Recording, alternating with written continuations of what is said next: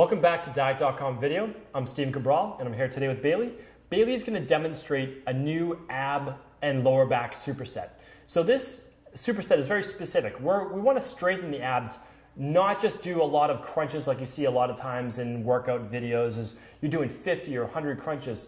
Although that's not necessarily a terrible thing, when you keep the abs more functionally strong, there's also less chance of injury, which is really important because you can't continue to make progress with your workouts and with your body transformation goals if you get injured. That's just a really important thing to look at. So if you're doing boot camps, you're doing classes, you're doing anything that has 100 repetitions, 200 repetitions, just always be careful that you're not compromising your form. Really, really important takeaway.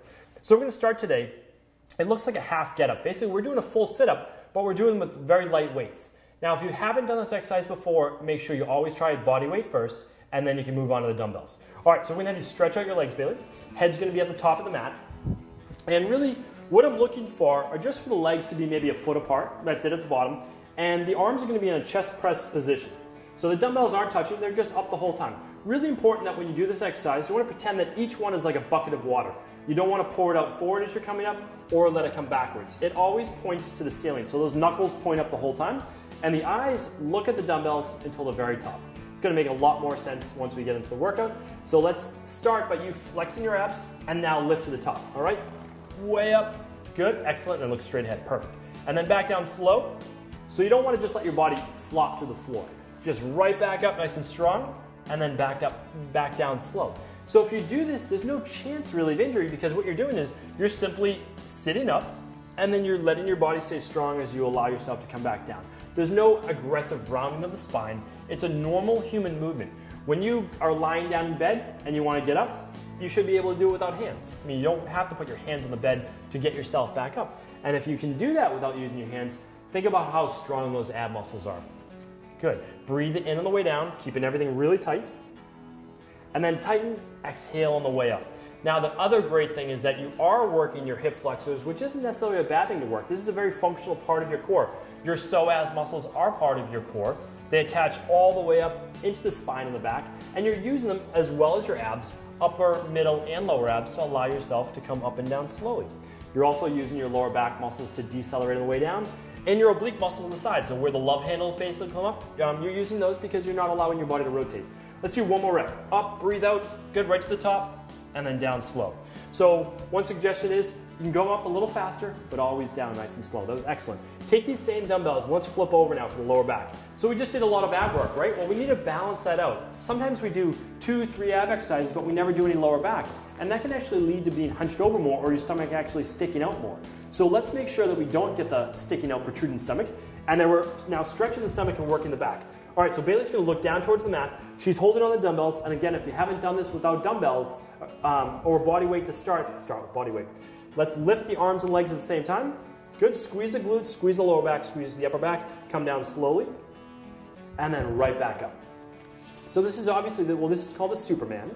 All right, so Superwoman. Bailey's flying right now right off of the mat, which is exactly what we want.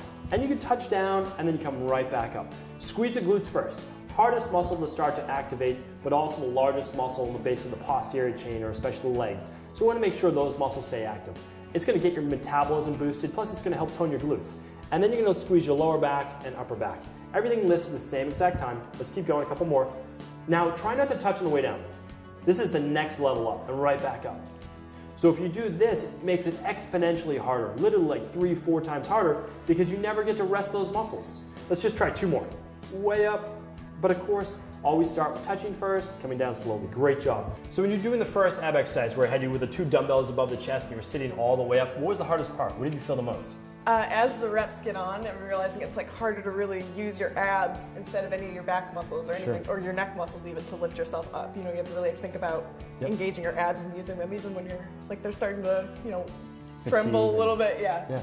That's a good point. And so watch your form. If you start to feel yourself pulling more with your neck, which is very common, I hear that all the time, or your lower back's getting more work, maybe try 1 more rep and then that's it. So, but always keep track. That's why what we do for our workouts with our clients is really important. We actually write down how many reps they did in the weight because you want to do that on your own as well. You can do that with an app, you can do it with a piece of paper, it doesn't really matter. But each time you want to make progress. So let's say you did 15 today, maybe we can go a little bit heavier, or we can go for a 16th or 17th rep next time.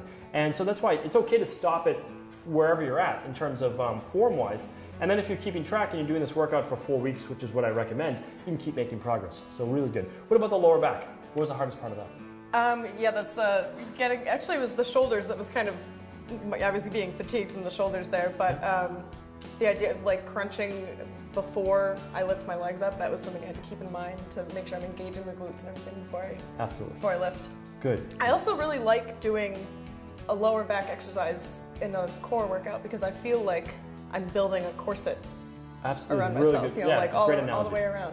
Absolutely. No, that's a great analogy because, right, I mean, your abs are only one side, but if you want a smaller, tighter waist, you want to work your obliques and your lower back as well. So I think that's an excellent point.